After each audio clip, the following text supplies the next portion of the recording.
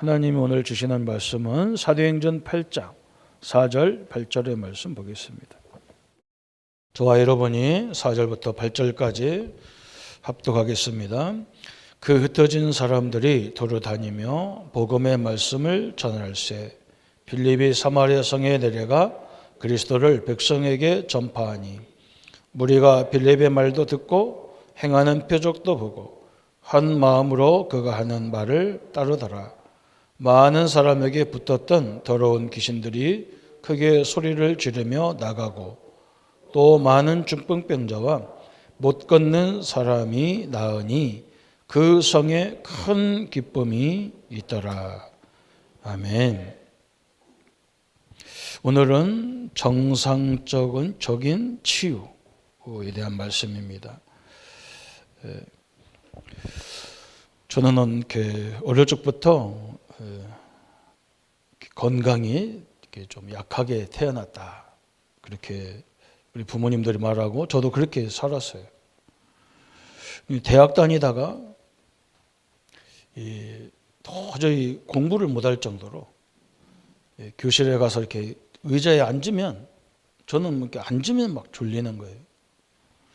그래서 어떻게 공부가 안 되잖아요. 그죠? 계속 졸리니까. 무슨 병인지도 변명도 제대로 안 나오고. 그래서 우리 큰누님이 굉장히 애를 썼는데, 그래서 도저히 한 학기를 좀 치유를 받든지 뭘 하고 공부를 해야 되겠다. 그래서 우리 어머니한테 휴학을 해야 되겠다. 그러니까 우리 어머니가 그냥 그래라. 그래서 집에 가면 이제 이렇게 보도시켜주고 병원도 데리고 가고 그럴 줄 알았더니 우리 어머니가 뭐라고 하냐면 올해 우리 논을 대신 농사를 져주는 사람이 올해는 못 오겠다. 그런다는 거예요. 그리고 나보고 뭐라고 하냐. 농사 짓자는 거예요. 아파서 온 사람 보고 농사 짓자는 거예요. 그러니까 내가 농사를 접었어야 알지. 어이가 없어가지고. 그래도 우리 어머니가 혼자 한다는데 내가 집에 있으면서 안 할 수 없잖아요. 그래서 그냥 우리 어머니가 심부름 하는 대로 이렇게 하라면 이렇게 하고 저렇게 하라면 저렇게 하고. 우리 어머니도 초보인데 그래서 내가 이렇게 하면 안 될 것 같아서 농사 잘 짓는 사람을 찾아가서 조언을 많이 받았어요. 그러다 보니까 이게 몸이 아픈 것도 어디 갔는지 없어지고 희한한 일이 벌어지더라고요. 그래서 또 우리 어머니가 아파 죽겠는데 저 인천을 심부름을 시키는 거예요.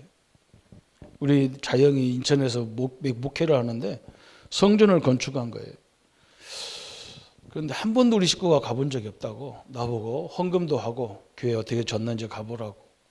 그래서 가서 인사하러 갔는데 거기에 여러 명 목사님 앉아 있는데 그중에 한 목사님이 나한테 그래요. 자네는 우리 자영 보고 저 사람이 누구냐고 물어봐요. 우리 처남이라 하니까 딱 쳐다보더니 나한테 뭐라 하냐면 목회를 해야 될 사람이 목회를 안 해서 항상 시름시름 아프다는 거예요. 그래서 빨리 신학을 하라 그래요. 그 소리를 듣는데 저는 우리 어머니가 교회를 그렇게 열심히 다녀도 응답받는 걸 못 봤거든요.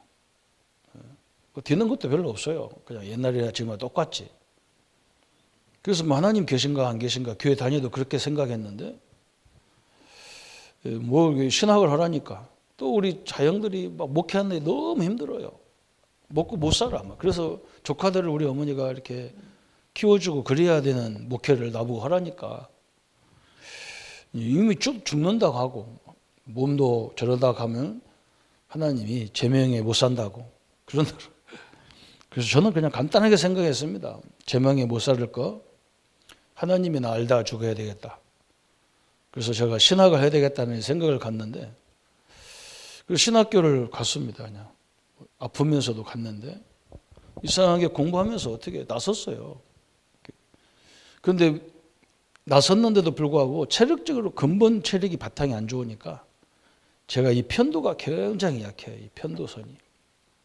조금만 크게 소리 질러서 기도하면 이게 다 염증이 생기는 거예요.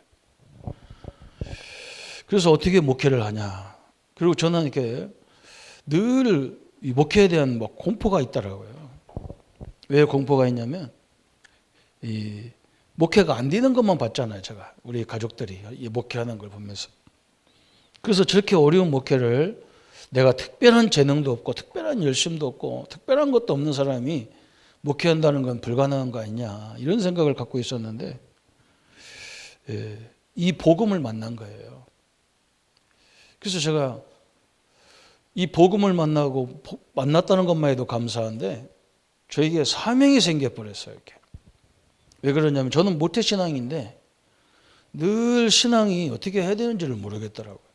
뭐가 잘 믿는 건지 어떻게 해야 하나님이 기뻐하는지 이걸 모르겠더라고요.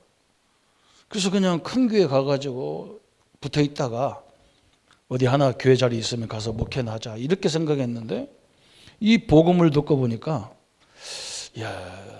나 같은 성도가 또 나오면 안 되지 않냐. 모태신앙으로 어릴 적부터 신앙생활을 했는데 내가 이렇게 말씀이 이게 응답이라는 거 생각도 안 해봤고, 그죠? 하나님이 나와 함께하는 것이 응답이라는 생각을 한 번도 해본 적이 없어요. 그냥 뭔가 물질이 떨어지고 내 인생이 잘 풀리고 이게 응답이지. 뭐 하나님이 나와 함께하는 게 이게 무슨 응답입니까? 그죠? 근데 성경은 나보고 그렇게 얘기하는데 하나님 자녀고 하나님 함께한다. 그래서 성도들을 깨워야 되겠다. 이건 불신자가 문제가 아니고 교회 안에 우리 성도들이 이 축복이 엄청나게 큰 건데 이걸 몰라가지고 맨 이상한 생각, 이상한 말만 헛된 것에 막 늘 거기에 붙잡혀 있잖아요. 그래서 이 깨워야 되겠다고 다니면서 일주일에 한 30군데 이상을 성도들 가정을 다녔다니까요. 걔가 그것을 5교회에서 이렇게 해봤어요. 5교회에서. 지금도 저는 거의 그 현장을 돌아요. 왜 그러냐? 그냥 말씀운동, 요즘 뭐 코로나 때문에 말씀운동 못 하더라도 현장에 분명히 우리 성도님들 가정 지역을 붙잡고 역사하는 흑암이 무너지도록 기도해야 되기 때문에 그렇습니다. 그래서 저는 그렇게 생각합니다. 오늘 이 말씀 제목대로 우리 본문대로 제목대로 정상적 치유. 제일 먼저 우리에게 치유받아야 될 부분이 있다면 오늘 본문에 나와 있는 이 근본적 치유예요. 근본적 치유. 오늘 사도행전 8장 4절 8절에 여러분 잘 아는 대로 사마리아로 빌립 집사님이 스데반 때문에 교회가 깨지고 거기 모였던 성도들을 잡으러 다니니까 할 수 없이 도망간 거예요. 도망가다가 빌립은 이스라엘 사람들이 제일 안 가는 지역으로 저 사마리아로 내려간 거예요. 거기 가보니까 그죠? 이 사마리아는 복음을 빼놓고 보고 율법적으로 보면 제일 저주받은 동네예요. 율법인들이 종교인들이 보면 사마리아는 제일 유대인들이 손가락질하는 동네거든요. 왜 그러냐면 저 우이지역, 저 사마리아, 저 수리아, 터키, 아시아 이쪽으로 위로 올라가야 되죠. 그리고 밑으로는 애국, 아프리카 이렇게 내려가는 그 통로예요. 그러다 보니까 자연스럽게 거기가 정거장이 되는 거예요. 오고 가는 사람들의. 그 정거장이 되다 보니까 사람들이 거기서 쉬고 가야 되니까 여관이 발달하고 여관이 발달하다 보니까 먹고 사는 식당이나 요정이나 술집이나 음식점 이런 것이 막 발달하겠죠. 그렇다 보니까 혼혈 쪽이 많이 생기는 거예요. 이게. 그러니까 어떻게 보면 제일 저주받은 것인데 복음으로 보면 예수님이 땅끝까지 증인되라 모든 족속으로 제자 삼으라 보면 이 지역은 최고의 축복된 곳이잖아요. 그죠? 이게 중요한 거거든요.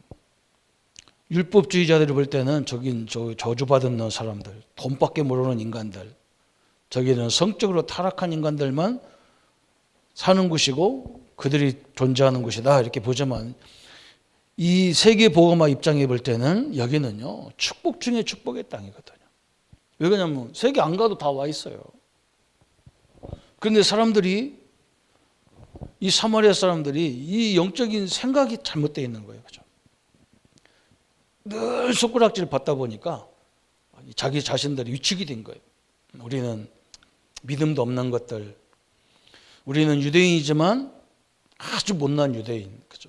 저주받을 유대인, 이렇게 생각하고 있는 거예요. 생각이 꽉 굳어져 있는 거예요. 저도 이 복음을 알고 보면서 내가 이 질병으로 생각이 딱 잡혀 있는 거예요. 그러니까 할 수가 없잖아요.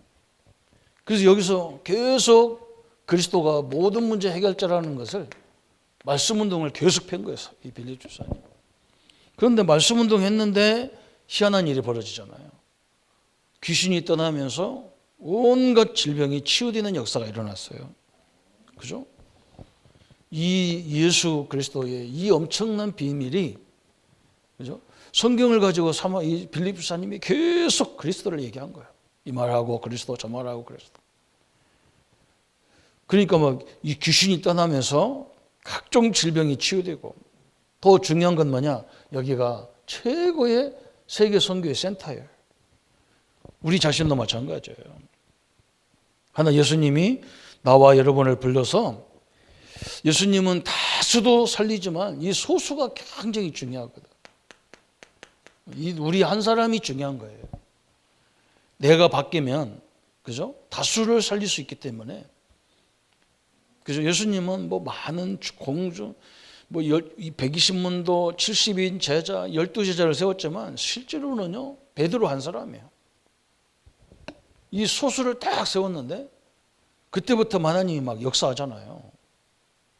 여러분이 세워지면, 빌립 집사님 한 사람이 세워지니까 뭐 이렇게 역사가 확 일어났어요.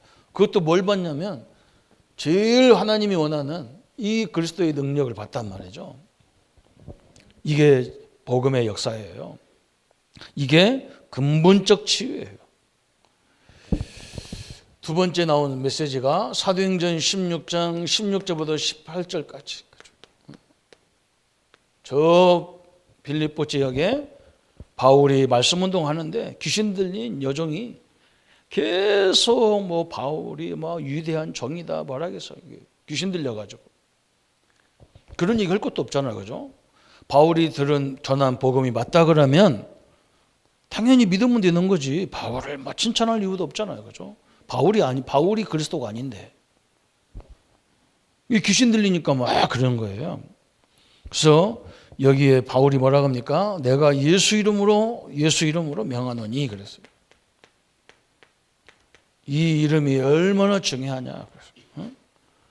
더러운 귀신아 떠나갈지어다. 그죠? 이 엄청난 역사가 여기서 체험된 거예요. 이게 우리가 근본적으로, 우리 성도님들이 우리가 알고 있는 예수 그리스도는, 그죠? 이 모든 것을 해결할 수 있는 능력이다. 이 근본적 치유를 맛봤어요. 이게 너무너무 중요한 거예요. 그죠? 우리 생각이, 그죠? 육신도 물론 질병이 있겠지만요, 이 생각이 다 굳어져 있어요. 이게 지금 제일 문제거든요. 그래서 하나님은 근본적 치유를 가지고 뭐 하기를 원하느냐? 말씀 운동하기를 원하는 거예요. 말씀 운동으로 뭐 하기를 원하냐? 정상적 치유하기를 원하는 거예요. 정상적인. 뭐 이 치유 받으려고 막 기도도 받고, 그죠? 물론 너무 힘들 때는 주의 정도의 기도 안수도 받을 필요성은 있을 거예요. 그러나 내 안에 있는 예수 그리스도의 능력이 절대 부족한 능력이 아니거든요. 목사의 능력 때문에 나가는 게 아니에요. 목사가 무슨 능력이 있습니까? 예수 이름의 능력이지. 그걸 알아들어야 된다니까요. 그런데 뭐 목사들은 다 특별한 뭐 능력을 갖고 있는 줄 알아요. 대부분 사람들이. 그러니까 그게 문제예요. 만약에 목사님들의 안수로 치유받으면요, 이제는 또 믿음의 대상이 바뀌어 목사가 돼버려. 우리는 그리스도 믿는 거지 뭐 사람을 믿는 게 아니잖아요. 하나님을 믿는 거지. 그래서 정상적인 사도행전 12장 13장 1절부터 12절 말씀 운동하기 위해서 전도팀이 딱 구성되어 가지고 이 사역을 이루어가는 역사죠. 이때 막 엄청난 일이 벌어진 거예요. 말씀 운동하려고 하는 제자가 팀이 됐어. 바울과 바나바, 바가 이런 사람이 팀이 되니까 여기 뭐 역사가 일어나잖아요. 뭐가 들어왔습니까? 늘 불안해가지고 이 총독이 박수무당한테 찾아가서 맨날 점괘를 봐야 이 경영을 하고 정치를 하고 이런 사람이에요. 이게 지금 우리나라도 마찬가지잖아요. 정치인들이 뭐 대통령이 대통령실 옮기는데도 무슨 도사가 왔다는데 그 말 하는 사람 자기도 맨날 거기 가요. 이 정치인들은요, 이 무당을 안 끼면요, 삶을 살 수가 없어. 이렇게 돼 있어요. 얼마나 불안한지 맨날 박총독이라는 사람이 박수무당한테 가서 점괘를 보는데 지금 하나님이 이 말씀 운동하려고 하는 팀이 딱 구성하니까 이 흑암을 다 꺾어버리잖아요. 우리가요, 말씀으로 세워지면요, 그때부터 역사를 누가 하냐? 하나님이 하십니다. 우리가 하는 게 아니에요. 그래서 저는 이걸 알고 나서 보니까 우리 성도님들이 잘 안 되는 것은 누구 책임이냐? 거의 교회 책임이고 목사 책임이에요. 그죠? 내가 복음으로 확실히 세워져야 우리 성도님들 가정의 흑암이 다 무너지게 돼 있는 거예요. 여기 그렇잖아요. 바울 팀이 다 하나님이 얼마나 기뻐하는데 역사할 수밖에 없어요. 그죠? 이게 중요한 거예요. 그래서 사역자가 누가 도와줬네, 안 도와줘서 못하겠다. 이거면 내가 틀린 말이라고 생각해요. 납니다, 나. 진짜 내가 전도자라면, 내가 진짜 복음 가진 자라면 이런 일이 벌어져야 되잖아요. 그게 하나님 방법이에요. 사도행전 19장 8절부터 20절에 여기 보세요. 바울이요, 말씀 운동해야 되는데 장소가 없어. 그래서 어디를 찾았냐? 두란노 서원을 찾은 거예요. 서원. 그런데 서원서 학생들을 가르치는 서원이 바울한테 장소를 제공할 이유가 없겠죠. 그죠? 그런데 이 지역은 중동 지역에 너무 더워가지고 점심 먹고 한 오후 12시부터 한 2시까지 쉬는 시간이 있다는 게 잠자기. 사람들이 돌아다닐 수가 없어. 너무 더워서. 그런 날이에요. 그런 지역이라니까요. 그러니까 학교가 이 너무 더운 시간에 학생들을 들여다가 공부를 할 수 없어요. 바울이 그 시간을 이용한 거예요. 이렇게. 한번 생각해 보세요. 저는 우리 성도님들이, 우리 종직자님들이 오늘 같은 날도 얼마나 생각을 얼마나 하든지 할 일이 얼마나 많겠어요. 그렇죠? 근데 오늘 주일이라고 모였을 때 이게 얼마나 중요합니까? 이때 말이에요. 하나님 보세요. 에베소에 있는 이 엄청난 신전이 무너졌다니까요. 이런 일이 벌어졌어. 자기들이 섬기던 모든 신의 기구를 다 팔아가지고 왔는데 은이 50만이나 됐더라. 은 5만이나 됐더라 할 정도로. 이 문화가 완전히 바뀌어버리잖아요. 이게 말씀운동이에요. 오늘 우리 성도님들이 모였을 때 어떤 일이 벌어지냐? 예배가 이게요. 진짜 사명자들이 모일 때 역사는 엄청나게 큰 역사예요. 그래서 하나님이 뭘 가장 기뻐하느냐? 말씀 운동을 너무너무 기뻐하는 거예요. 왜 그러냐? 이 말씀만 히브리서 4장 12절에 우리의 영, 혼, 골수, 관절을 찔러 쪼개기까지 한다. 그것도 무슨 말씀이냐? 그리스도가 내 죄와 내 허물과 내 질구 때문에 죽었다. 그죠? 이걸 다 붙잡는 거예요. 그리고 우리는 뭐냐? 삼일째 하나님이 나와 세상 끝날까지 함께하겠다. 이게 엄청난 거예요. 내 인생 끝까지 함께해야 되는 게 어떻게 말하면. 그죠? 오늘 2부 메시지가 그거예요. 성도가 죽으면요 어떻게 되느냐 그 말이에요. 여러분이 땅속의 무덤에 있는 날 그 그리스도와 함께 있다는 거예요. 성경은. 그렇잖아요? 아니 인생 끝났는데 성령은 하나님 그리스도가 나와 떠나지 하잖아요. 안 그래요. 우리 무덤까지 같이 그리스도와 있다는 거예요. 세상 끝날까지. 그게 재림의 날이잖아요. 세상 끝이. 그때 함께 그리스도와 함께 우리가 부활한다는 거예요. 아유 목사님, 그래서 어떤 사람은 막 절대 화장하면 안 된다는 거예요. 왜? 그리스도와 함께 해야 되는데 화장하면 되냐? 땅속에 있어도 다 썩어서 아무것도 안 남아요. 그러나 원수는 남는 거예요. 그래서 우리 근원이 흙이잖아요. 그 흙덩어리는 남는 거예요. 그게 얼마나 감사한 일입니까? 이 사실을 믿으셔야 돼요. 이게 말씀이 들어가야 인생이 바뀌어버리는 거예요. 그래서 정상적인 말씀 운동, 정상적 환경도 굉장히 중요한 거예요. 이게 무슨 말이냐? 정상적 환경이란 말이, 그죠? 가장 정상적인 방법으로 치유가 일어나야 돼. 누구의 특별한 방법을 갖고 있으면요, 그렇게 해서 응답받았다 얘기하니까 방법이 없어요. 저는 몇 가지가 저에게 있었는데 그 어떤 방법이 없어요. 저는요, 그냥 말씀 듣고 그냥 계속 생활 그냥 했어요. 그냥 아파도 그냥 나가고, 제가 너무 힘들어도 그냥 가고. 전 체질이 그래요. 막 아프다고 쉬고 막 이런 게 안 돼. 어릴 적부터 그렇게 만들어놨어. 우리 부모님이 다 그렇게 했다니까. 아픈데도 가서 뭘 가오라는, 거기 있으면 더 아프니까 가라는 거야. 그러다 보니까요, 언제 뭐 때문에 치유받았는지를 몰라. 무슨 약을 먹고 치유받았는지도 몰라. 그게 하나님의 방법이라니까요. 누구를 통해서 어떤 방법을 해서 맨날 그것만 자랑하잖아요. 목사님이 기도해서 나섰다는 게 맨날 목사님 기도라 그러죠. 어떻게 목사님이 나서 낫게 했습니까? 예수 이름으로 기도했는데. 정상적 환경, 정상적 방법이 중요하다. 정상적 방법. 정상적인 방법은 오늘 정상적인 그리스도의 능력으로, 말씀으로 내가 바뀌는 거예요. 이게 굉장히 중요한 거예요. 그렇죠? 그래서 우리는 정상적 시설이 또 중요하다. 정상적 시설. 시설이라니까 뭐 좋은 뭘 만들어가지고 하는 그런 걸 말하는 게 아니에요. 이런 말씀을 알고 이 영적인 사실을 아는 그런 병원, 그런 사역원, 그런 교회, 그런 미션홈, 그런 다락방, 이게 필요하단 말이에요.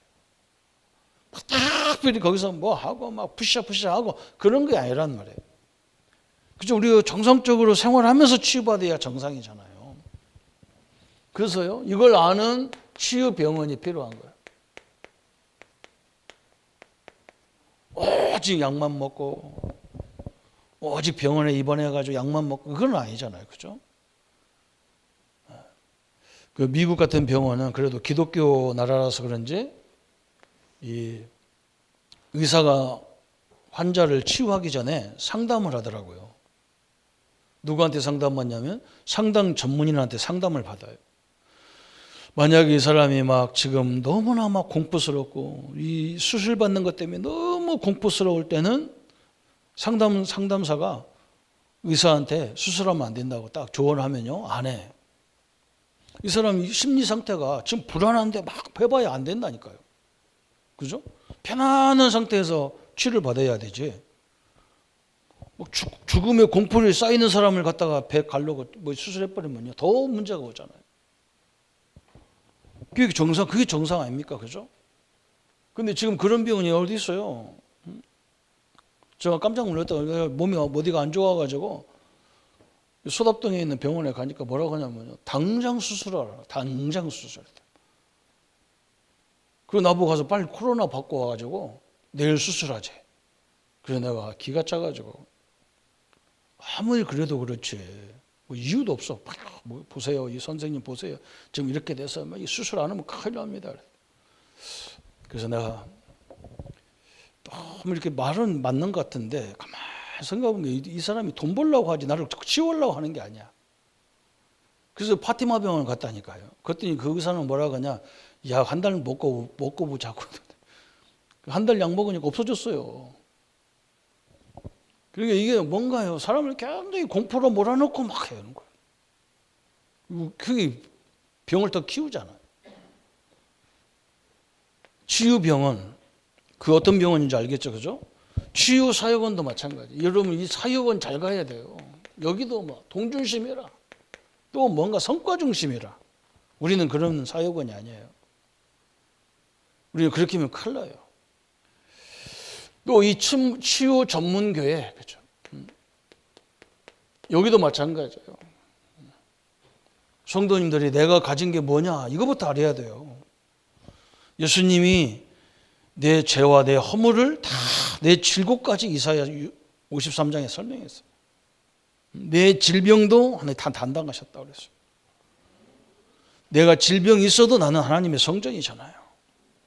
내가 질병이 있어도 나는 하나님의 형상이잖아요. 내가 질병을 가져도 예수 권세가 내게 있잖아요. 그죠? 이게 이게 정상이잖아요. 그죠? 그래서 치유 미션홈 그랬어요. 치유 미션홈은 그죠? 잠시 잠깐 와가지고 은혜 충분히 받도록 이렇게 만드는 게 치유 미션홈이에요. 치유 다락방을 해요. 치유 다락방. 몸이 안 좋은 사람은 치유 다락방 아세요? 여기 하나님이 굉장히 중요한 역사가 있어요. 그죠? 치유 다락방. 이게 또 굉장히 중요한 거예요. 아이고 목사님 나는 치유 사역원 하겠어요. 아직 하지 마세요. 이것부터 하세요. 치유 다락방. 그죠? 나와 비슷한 사람 놓고 나도 흔들리지만 그 사람도 흔들리지 않도록 만들어줘. 그런데 하나님 희한한 거예요. 나중에 보면 여러분 그 역사를 보게 돼 있어요. 정상적 시설, 그죠? 정상적 말씀으로 치유하는 거. 하나님의 원인은 여기 있는 거예요. 근본적으로 하나님은 치유받기를 원하는 거예요. 우리 성도님들이 예수 믿는 순간부터 병과 질병을 모든 약한 것을 이기는 권세를, 권능을 주셨다 그랬어요. 엄청난 거예요. 그죠? 또 우리 몸 안에는요, 이 모든 질병을 이길 수 있는 근원적인 걸 다 몸 안에 넣어놨어, 하나님이. 그래서 우리가 은혜 받을 때 여기가 완전히 새로워지는 거예요. 참 엄청난 일이에요, 이게. 그래서 우리는 이제 이렇게 해놓고 뭐 해야 되느냐. 정상적, 여기 보니까 준비가 필요하다 그랬어요. 정상적 준비. 뭘 준비해야 되느냐. 이 환자의 적응이 하게, 적응. 이게 이제 중요한 거예요. 그죠? 특히 정신적으로 어려움 당한 사람들은 사람을 자꾸 기피해요. 예, 그죠? 정상적으로 사람을 상대해야 하잖아. 나 혼자 사는 세상이 아닌데. 무슨 아프면요, 이렇게 막 사람을 만나는 것도 싫어하고 막 그래. 이거 같이 적응 훈련이 굉장히 필요한 거. 또 누가 적응해야 되느냐? 이 가족이, 그죠? 이 환자 가족, 그죠? 숨깁니다. 절대로 자기 가족들이 어떤 질병이 있다. 절대 숨겨요. 이 가족도요, 적응해야 돼요. 저 외국 같은, 미국 같은 데는 보면 장애가 아무런 지장이 없잖아요. 장애를 막 장애 가진 사람을 우리가 이상하게 안 보잖아요. 근데 우리는 막 이상하게 봐요. 그죠? 우리가 좀 다른 것 뿐이지. 그게 뭐 불편한 것, 그 사람 어떻게 사는데 아무 불편 없는데 자기는. 우리가 보는 눈이 그렇게 됐다. 적응 훈련이 필요하다. 가족 적응도 필요하다. 당당해야 됩니다. 그죠? 그리고 하나님이 뭐 해야 되느냐? 하나님이요, 그런 사람에게 더 많은 달란트가 있어요. 남이 할 수 없는 절대적 달란트가 있어요. 제가 가끔 이런 텔레비에 자기 이게 직업을 가지고 성공한 사람들 그런 거 나오잖아요. 이 구두 닦는 사람이 나오더라. 구두 닦는 사람이. 그 사람이 얼마나 구두를 막 닦는지 그 회사 앞에서 하니까 막 그 회사 사람들이 막 거의 다 그 집에 가서 구두 맡겨놓고 하면 막 깨끗하게, 이 사람은 막 속까지도 다 하더라고요. 이게 막 사람들 인기가 좋아. 막 구두방도 보니까 얼마나 정확하게 막 이게 깨끗하게 정리해놓고 사는지 몰라. 근데 자기가 말하는데 뭐라고 하냐면, 어떤 아줌마가 구두 맡기러 왔더래. 애기 데리고 구두를 맡기면서 자기 애기한테 하는 말이 뭐라고 하냐. 너도 공부 안 하고 너도 그래 함부로 살면 저 아저씨처럼 저런 거 해야 돼. 그러더래요.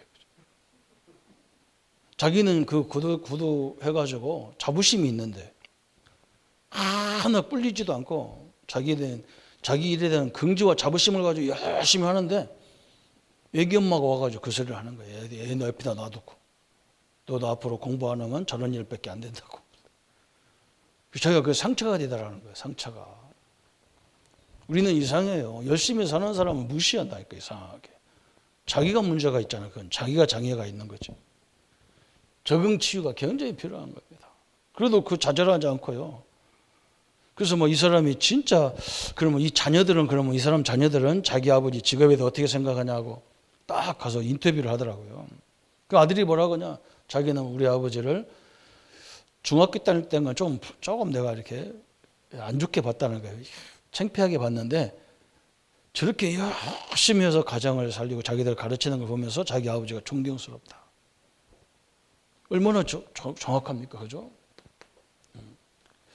제가 대학 다닐 때 몇 번 얘기도 했는데 우리 인사관리 가르치는 선생님이 교수님이 대우 이 본사에서 근무하다가 인사과에서 근무하다가 우리 학교 와서 강의를 했어요. 그분이 우리한테 뭐라고 하느냐, 면접 볼 때 자기 부모, 자기 가족들에 대해서 당당하지 않은 사람은 뽑지 않는다는 거예요. 왜 그러냐면 그 사람은 자기 부모가 문제가 있어도 당당하지 않는데 자기 회사에 대해서 긍지가 있겠냐는 거예요. 그 예를 들더라고요. 제가 면접 보는데 한 사람 기억나는 사람이 있다는 거예요. 면접을 보고 앉았는데 예쁘고 잘생기고 키도 크고 예쁜 여학생이 들어온 거예요. 그래서 자기들이 물어봤대요. 아버지 직업이 뭐냐 물어보니까 대전역이에요. 그랬대요. 대전역에서 그랬대요.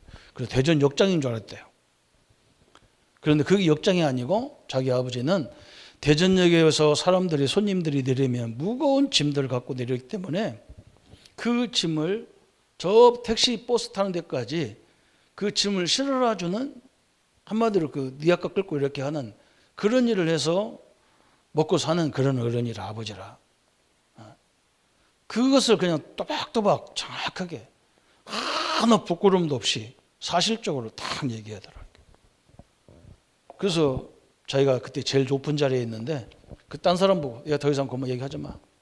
쟤는 합격이야. 그저 밥에다 놔두고.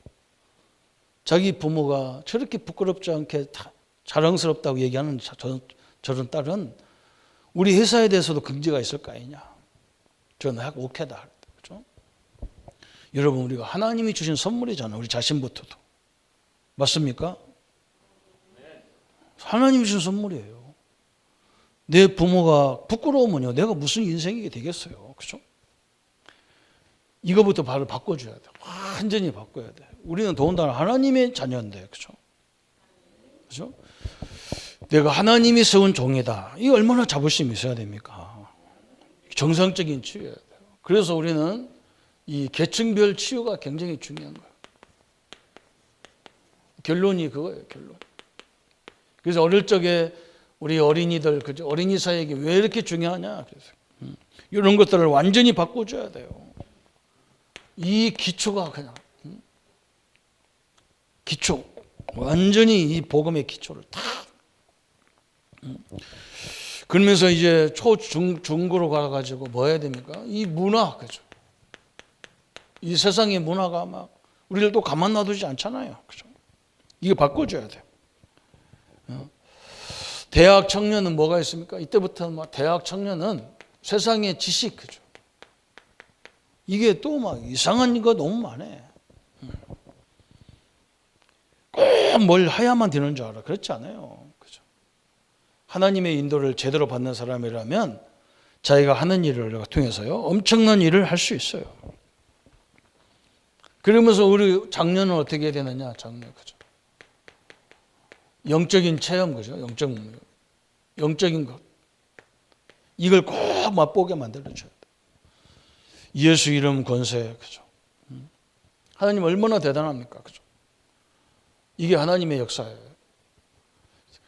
하나님이 원하시는 게 뭐냐? 가장 정상적인 방법으로, 특수한 방법은 좋지가 않아요.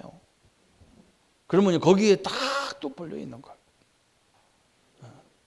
그렇게 되면 안 되잖아. 하나님이 이미 우리에게도 우리 몸 안에도 하나님의 모든 치유를 다 주셨고 우리의 신분도 완전히 다 바꿔놨고 또 우리가 이 모든 걸 이길 수 있는 예수 이름의 권세까지 다 주셨는데 그죠? 뭐가 부족합니까? 그죠?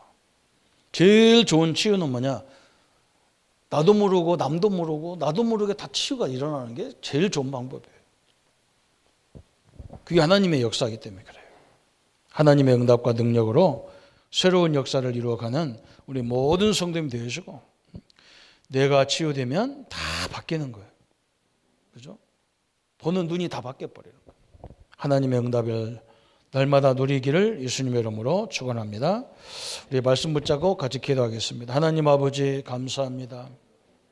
하나님이 원하는 것은 오늘 사마리아에서 또 저 두란노에서 또 저 빌립보에서 가장 정상적으로 예수 그리스도의 이름, 예수 그리스도를 통해서 얻은 신분, 예수님 때문에 얻은 이 모든 걸 이길 수 있는 근원적인 힘을 회복되는 것을 원하십니다.